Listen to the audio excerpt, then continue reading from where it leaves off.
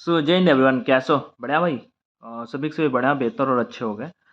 Indian air force का phase 2 आपका मतलब लगभग आपका बोलूँ तो 15 से 20 दिन बचे हुए हैं और आपके एडमिट कार्ड बहुत सारे कैंडिडेट पर्सनल पे जो मैसेज ड्रॉप करता है, ग्रुप पे ऐड नहीं है, तो उनको मैं बता देता हूँ। भाई मेरे आपका जो जेडी होगा वो लगभग जेडी आई मीन स्टेज 2 होगा, वो लगभग 20 से 25 जनवरी पहले ही मैंने आपको बताया था, बिकॉज़ इस बार टाइम काफ़ी था इंडियन एयरफोर्स के पास। आपका जॉइनिंग जो होगा वो जून जुलाई पे आपका होना है, इस वजह से उनके पास टाइम था और आपके पास मेडिकल मतलब फिजिकल कराने के बाद उनको डायरेक्ट मेडिकल और बस उसका री मेडिकल और चीज़ें फिनिश थी। तो चीज़ें पहले से ही क्लियर थी। तो अब बेसिकली अभी क्या है कि अब 5 जनवरी हो गया और आपका जो स्टेज 2 है वो आपका प्लान्ड है आपका इसी मंथ के एंड पे। तो मैंने कहा चलो आपको स्टेज 2 पे जो डॉक्यूमेंट्स लगते हैं ना वो बता देता हूँ। तो आप में से कंप्लीट कर लोगे जिनके पास नहीं होंगे, ठीक है? क्योंकि जॉइनिंग लेटर तक उसी दिन फिल करा लिया जाता है। जिस दिन आप स्टेज 2 देने जाओगे ना उसी दिन आपका जॉइनिंग लेटर भी फिल करा लिया जाता है, ठीक है? और आपका मतलब हो जाता है तो फिर वही आता है और नहीं होता है तो कोई बात नहीं। ठीक है? तो मतलब वहाँ पे सारी की सारी डिटेल फिल करा ली जाती है, बस फाइनल टास्क बचता है। क्या-क्या डॉक्यूमेंट्स लगता है, वो मैं बता देता हूँ।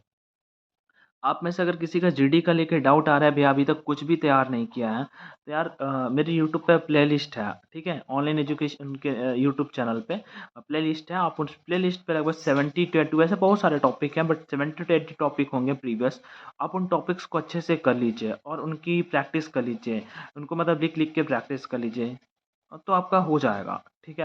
फिर भी अगर कोई डाउट या दिक्कत या चीज़ें समझ में ना आ रही हों, ठीक है? मैंने एक ग्रुप बनाया था फर्स्ट टाइम, आई थिंक सभी लोग वहाँ पे वहाँ की मतलब जो फीमेल कैंडिडेट है वो बहुत अच्छा परफ़ॉर्म कर रही हैं, ठीक है? मतलब उन्होंने अच्छे से टॉपिक वगैरह तैयार किए हैं। कैंडिडेट मेल कैंडिडेट भी बहुत सारे ऐसे कैंडिडेट हैं, बट कुछ कैंडिडेट ऐसे हैं कि जैसे कि वो जीडी जॉइन नहीं करते। हम सैटरडे संडे को जैसे डिस्कशन करते हैं ना, कल जैसे हम डिस्कशन करेंगे ग्रुप पे, तो जीडी कराएँगे, तो वहाँ पे क्या है कैंडिडेट वहाँ पे पार्टिसिपेट नहीं करता है।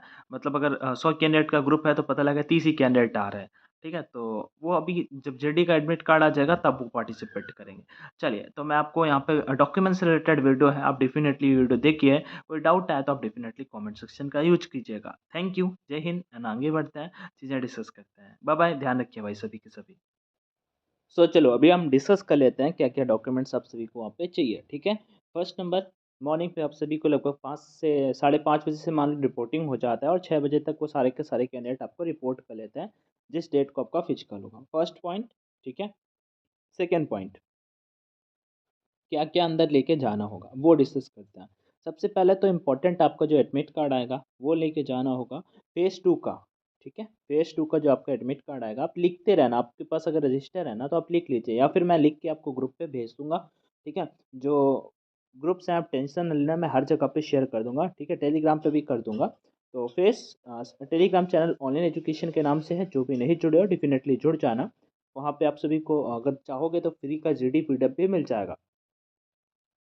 मतलब अवेलेबल होगा, गैलरी पे आपको देखना पड़ेगा। फ़ेज़ 2 पे सबसे पहले आपको फ़ेज़ 2 का एडमिट कार्ड ले जाना होगा और उसके साथ में वो कलर होना चाहिए, तो इसकी अभी कोई ज़रूरत नहीं है।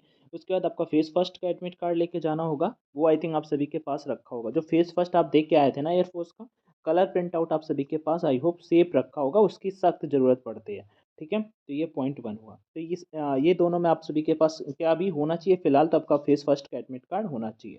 सेकंड बढ़ते हैं पेन पेंसिल इरेज़र वगैरह आप सभी लेके जा सकते हो क्योंकि वहाँ पे होता क्या है कि किसी टाइम आपका डॉक्यूमेंटेशन बहुत होता है। सबसे ज़्यादा को एयरफ़ोर्स पे डॉक्यूमेंटेशन फुल डे अगर आपका लग जाता है वहाँ पे तो डॉक्यूमेंटेशन होने पे ही आपका पूरा का पूरा टाइम लग जाता है। तो इसके लिए आप चाहें तो खुद पेन, पेंसिल, रबर, इरेज़र ठीक है? और उसके बाद आपका जो स्टेपलर होता है ये सब लेके जा सकते हैं। वहाँ पे आपको किसी दूसरे से माँगना नहीं पड़ेगा। ओके, आगे बात करते हैं वहाँ पे आपको अपनी फ़ोटो भी लेके जानी होगी।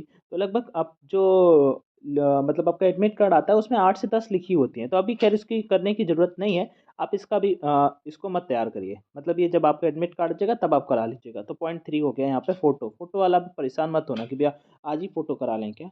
ठीक है। आगे बात करते हैं नेक्स्ट की ओर। जो आपका 10th का मार्कशीट है, वो आप सभी के पास में होना चाहिए, वो ज़रूरी होता है 10th का मार्कशीट, डॉक्यूमेंटेशन होगा 10th का मार्कशीट, 12th का मार्कशीट, दोनों के दोनों होने चाहिए, उनकी फ़ोटोकॉपी भी लगभग 4-4 लेके जानी होती हैं, ठीक है? तो अभी इसको कराने की कोई ज़रूरत नहीं है, बस ये आपके पास अवेलेबल होना चाहिए 10th का मार्कशीट एंड 12th का मार्कशीट, ओके? आगे बढ़ते हैं आप नेक्स्ट की ओर। 10th एंड 12th का मार्कशीट बता दिया। पासिंग सर्टिफिकेट अगर आप सीबीएसई बोर्ड के कैंडिडेट हैं तो उनके पास होना चाहिए, तो वो भी उतना अभी ज़रूरी नहीं है, वो आई थिंक आप सभी के पास में होगा। उसके बाद अगर आप ग्रेजुएट हैं, आपने ग्रेजुएशन कंप्लीट कर ली है, तो फिर आप ग्रेजुएट का जो सर्टिफिकेट है मतलब कि ग्रेजुएशन वाला, ठीक है, वो लेके जा सकते हैं। नहीं किया है तो कोई बात नहीं, उसकी अभी ज़रूरत भी नहीं है, ठीक है। उसके बाद जो सेकेंड पॉइंट होता है वो क्या है, अगर आप कहीं से मतलब आपके पास एनसीसी सर्टिफिकेट है, ए बी और सी, एनसीसी वाले कैंडिडेट, आप में से अगर किसी ने एनसीसी कर रखा है और आपका एनसीसी मतलब बनने वाला है या फिर बन रहा है या फिर कुछ दिनों में आ जाएगा, तो आप अभी बनवा लीजिए, ठीक है। एयरफोर्स में ये होता है कि अगर आप पहले लेके नहीं गए हो तो आप वहाँ पे चाहो तो स्टेज 2 पे जाके दे सकते हो, तो फिर वो आपका मान्य कर लेंगे। तो अभी आपका 10-15 दिनों में अगर आप कहीं से मतलब आपका एनसीसी मतलब कर रखा है आपने और एनसीसी का सर्टिफिकेट आता है, तो अगर नहीं आया और आने वाला है तो आप थोड़ा सा एफर्ट डाल दीजिए, जो आपके कांटेक्ट में उनसे बोल दीजिएगा सर थोड़ा जल्दी करवा दीजिए, तो फिर आपका वो जल्दी आ जाएगा और फिर आपको चीज़ें आसान हो जाएंगी, ठीक है ना। एनसीसी एबीसी सर्टिफिकेट आपके पास जो भी है वो डेफिनेटली आप सभी लेके जाइए। एक पेरेंट्स का सिग्नेचर नो रिस्क सर्टिफिकेट होता है, पेरेंट्स का सिग्नेचर वाला सर्टिफिकेट होता है, उसकी भी आपको कोई ज़रूरत नहीं। वो जब आपका एडमिट कार्ड आएगा उसी के साथ में वो मतलब कि अटैच होके आएगा, तो आपको डाउनलोड करना होगा, फिर आपको वहाँ पे फिल करना होगा, ठीक है। आगे बात करते हैं यहाँ पे, अगर किसी के बॉडी पे कोई टैटू सर्टिफिकेट है, टैटू वगैरह है, तो टैटू वगैरह भी तभी आपको उसका फोटो वगैरह लेके जाना होता है, कि जहाँ पे भी आपकी बॉडी पे उसका फोटो वगैरह लेके जाना होता है वहाँ पे, और दिखाना होता है कि हाँ मतलब दिखाना क्या होता है कि वहाँ पे बताना होता है कि इतने इतने साइज का यहाँ पे है, वो चीज़ वहाँ पे चेक की जाती है। स्टेज 2 पे ही ले लेते हैं, मेडिकल पे मेडिकल एग्जाम आपका नहीं होगा अभी, ठीक है। ये स्टेज 2 की बातें मैं कर रहा हूँ, लगभग आपका जब स्टे आपका फेज 2 क्लियर हो जाएगा, उसके 10 से 15 दिन बाद आपका ये टास्क कंडक्ट कराया जाएगा, ठीक है। आगे बढ़ते हैं।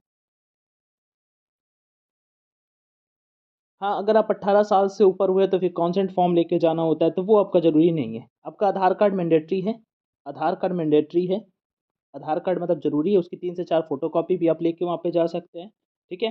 एडिशनल क्वालिफिकेशन के तौर पे अगर आप सभी के पास और कुछ है, जैसे कि मैं बता देता हूँ, एडिशनल क्वालिफिकेशन के तौर पे जैसे आप सभी के पास आपका 10th का मार्कशीट है, और मतलब कि 10th का मार्कशीट कह रहा हूँ, स्पोर्ट्स का कोई सर्टिफिकेट है, या फिर आपने किसी और चीज़ में कोई अच्छा परफॉर्म किया है, ठीक है, आपके पास वो चीज़ है, तो आप वहाँ पे वो चीज़ लेके जा सकते हैं एडिशनल क्वालिफिकेशन के तौर पे, मतलब कुछ भी है आपके पास। दूसरा आपके पास आ रहा है भैया ओबीसी एससी एसटी सर्टिफिकेट। तो अगर आपके पास ओबीसी आप कैटेगरी से हैं, तो ऐसा कुछ नहीं है कि वो भैया 3 साल पुराना है, 2.5-3 साल पुराना है, आराम से चलता है। एससी सर्टिफिकेट एसटी सर्टिफिकेट लेके जा सकते हो।